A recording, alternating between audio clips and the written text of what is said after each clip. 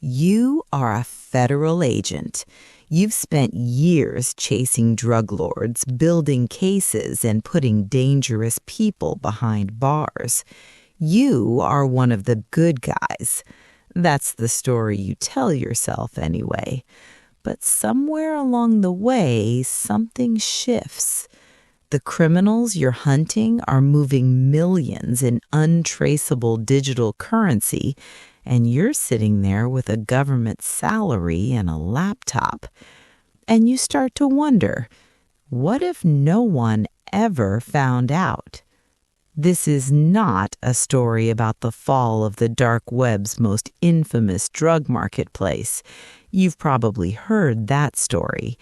This is the other story, the one that happened in the shadows of that investigation, where the people who were supposed to be stopping the crime were quietly becoming the criminals themselves, where federal badges became tools for extortion, where a man was tortured in a hotel room so his bosses could collect Bitcoin, and where two decorated law enforcement agents would eventually end up in handcuffs, not because of anything Dread Pirate Roberts did, but because of what they did to him. Buckle up, because this one gets dark fast. To understand how federal agents turned corrupt, you have to understand who they were chasing. The Silk Road was, at its peak, the largest black market on the internet. Hidden behind anonymizing software called Tor, originally developed by the United States Navy, it operated like a fully functioning e-commerce site, except the products being sold were illegal narcotics, fake documents, and just about anything else you wouldn't find on Amazon. Running the whole thing was a mysterious figure who went by the name Dread Pirate Roberts. Publicly, he was a libertarian idealist who believed the war on drugs was a moral failure and that free markets should be truly free. Behind the scenes, he was a ruthless operator who was not afraid to make people disappear if they became a liability. To bring him down, federal authorities assembled a multi-agency task force. Among the agents assigned to the case were two men who will become the center of this story. The first was a DEA veteran with more than 15 years of experience, a man who had spent much of his career going undercover, inventing alternate personalities and infiltrating criminal organizations. The second was a Secret Service agent specializing in computer forensics and digital currency. Together, they made a formidable team. On paper, at least. Their operation led them to a man named Curtis Green, a moderator on the Silk Road who went by the username Flush. Green was not exactly what you'd picture when you think of an international drug trafficker. He was a middle-aged man with two chihuahuas and a fanny pack living quietly in suburban Utah. But on the Silk Road, he was trusted at a level that made him extremely valuable. Dread Pirate Roberts had given him special administrative privileges, which meant Green could access the accounts of nearly every vendor on the platform. He could reset passwords, lock people out, and in theory, reach the Bitcoin holdings of an enormous number of users. The agents set a trap. Working through an undercover persona, the DEA agent orchestrated a cocaine delivery that was staged to land directly at Green's front door. The setup was clean and precise, a controlled delivery sting designed to catch him in the act. When the package hit the porch and Green cut it open, a SWAT team was already waiting on the other side of the door. Green was arrested, and the agents now had their way in. Here's where things take their first ugly turn. With Green in custody and cooperative, the agents sat down at his computer and started exploring. What they found surprised even them. This man had access to a staggering amount of Bitcoin, funds belonging to Silk Road vendors across the platform. Hundreds of thousands of coins sitting there. At the time, Bitcoin was not worth what it is today, but it was still a massive sum, and it was essentially traceable to no one. Then a message appeared on the Silk Road's internal communication system. One of Dread Pirate Roberts's lieutenants had flagged a theft. Approximately 20,000 Bitcoin had been drained from vendor accounts using moderator-level privileges. The message pointed directly at Green. The thing is, Green didn't steal it. The Secret Service agent did. Using the access he had gained through Green's compromised account, he had quietly reset the passwords of multiple vendors and moved their funds into a private wallet. He then shuffled the Bitcoin through a chain of transfers and parked it at a Japanese cryptocurrency exchange. It was a clean move, and Green, sitting right there in the hotel room being interrogated, had no idea he was about to take the fall for it. When confronted, Green panicked. He swore he had no idea what they were talking about. He had never stolen a single coin. But the agents pressed him hard.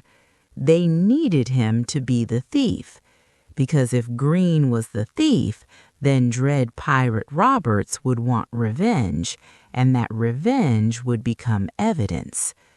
So the DEA agent, still operating under his undercover persona as a South American cartel figure, reached out to Dread Pirate Roberts directly.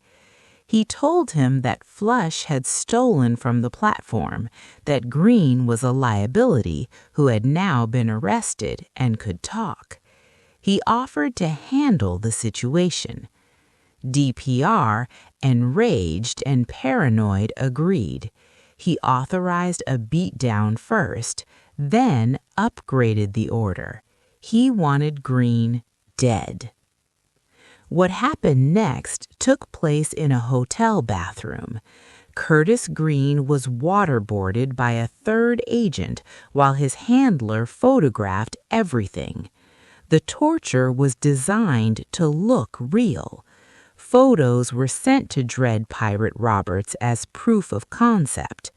At one point, they went further, staging Green's death using a bowl of canned soup poured over his motionless body. The images showed a pale, unconscious man lying in a puddle of what looked like vomit. DPR believed every bit of it. He transferred a substantial payment in Bitcoin to the undercover persona, funds intended as payment for a murder that never happened, photographed as damning evidence of his willingness to commission violence. Officially, it was a masterclass in undercover work. Green was alive. They had evidence of DPR ordering a hit. Case closed, right? Except the agent who ran the whole operation had just used his informant as a prop in a staged execution, all while his partner was sitting on a stolen fortune that had been pinned on that same informant. Green knew what had happened to him. He just couldn't prove it. Not yet. With the fake murder behind them, both agents had developed a taste for something they couldn't easily walk away from. The DEA agent continued his undercover work, but his side activities began to multiply in ways that had nothing to do with the investigation. He created additional personas, each one designed to extract money from Dread Pirate Roberts directly. In one role, he sold fake identity documents.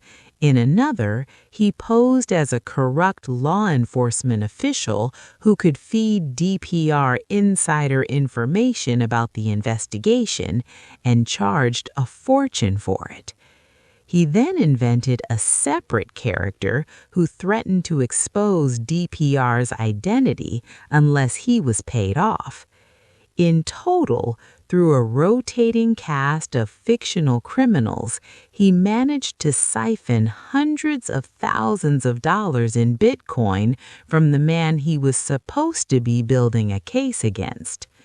Meanwhile, his partner had already moved on from the initial theft.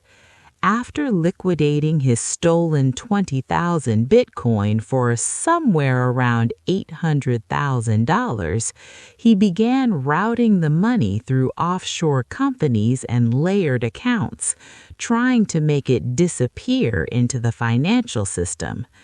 Both men operated under the same assumption that Bitcoin was untraceable, that the blockchain was a blank wall with no footprints. They were wrong. When Dread Pirate Roberts was finally arrested in a San Francisco public library in October 2013, caught mid-session on his laptop, still logged in to the Silk Road, the platform was seized and shut down immediately. The investigation was declared a success. Both agents were praised for their role in one of the most significant cybercrime takedowns in U.S. history. But the celebration didn't last long for everyone. An IRS special agent who specialized in digital currency crimes began reviewing the financial records pulled from Silk Road's seized servers. He cross-referenced those records against the public Bitcoin blockchain, a permanent, publicly accessible ledger of every single transaction ever made with the currency. The blockchain does not forget. Every transfer, every wallet address, every movement of funds, it's all there forever for anyone with the technical skill to read it. The money trail that both agents had assumed was invisible turned out to be the opposite. The stolen funds were traced from Silk Road vendor accounts through a series of wallets and right to the agent's personal accounts. The DEA agent made the situation worse for himself by repeatedly tripping anti-money laundering systems on platforms like Venmo and major crypto exchanges. When his accounts were flagged, he tried to use his law enforcement credentials to strong-arm customer support into unfreezing them. He even sent an unauthorized legal subpoena to one platform. Each desperate move added another layer to the case being quietly built against him.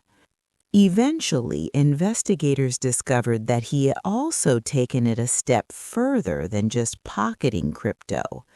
Without authorization, he had directed a cryptocurrency exchange to freeze a user's account and transfer the balance, over $300,000, to what he described as a government seizure account.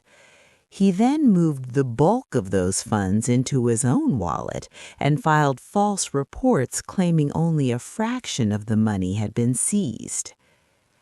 Both men were arrested in March 2015. The charges included money laundering, obstruction of justice, and extortion. The DEA agent was convicted of stealing more than $700,000 in Bitcoin and received 6.5 years in federal prison.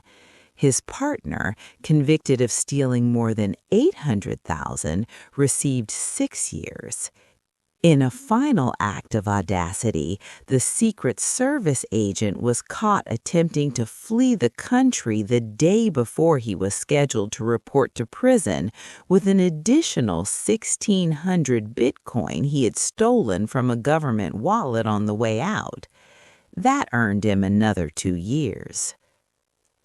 Curtis Green, the man who had a kilogram of cocaine cut open in his face, got waterboarded in a hotel bathroom and had his death faked with soup, walked away with time served.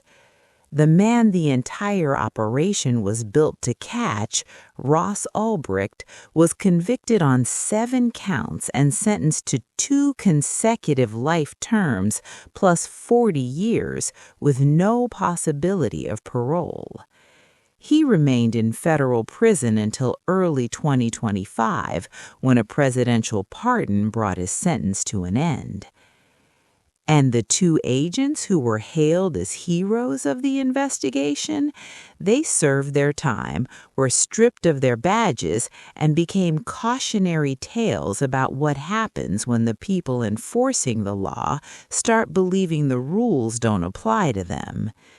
The Silk Road story is usually told as a story about the internet, about drug markets, about libertarian ideology taken too far. But underneath all of that is a simpler, older story. Power corrupts. Access corrupts. And the assumption that you won't get caught is the most dangerous thing a criminal or a cop can believe. Because the blockchain remembered every single move they made, and eventually, so did everyone else.